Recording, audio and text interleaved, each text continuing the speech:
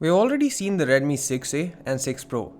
Now here we have the Redmi 6, which sits sandwiched between both the models in terms of pricing and features. This is Sandeep from RevAtlas, and here are our first impressions of the Redmi 6.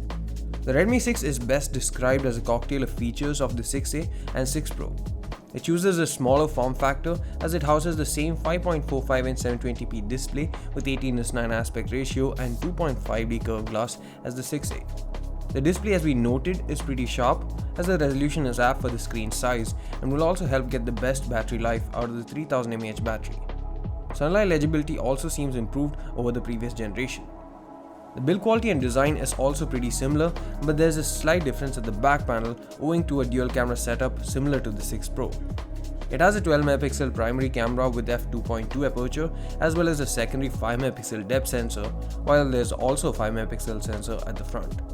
The camera also supports EIS video recording at the back. Here are some samples from both the cameras to give you an idea on what to expect. There's an added fingerprint scanner, which is a feature that it borrows from the higher-end 6 Pro. The processor is still a MediaTek like the 6A, but is an updated P22 octa-core processor as opposed to the A22 quad-core on the 6A.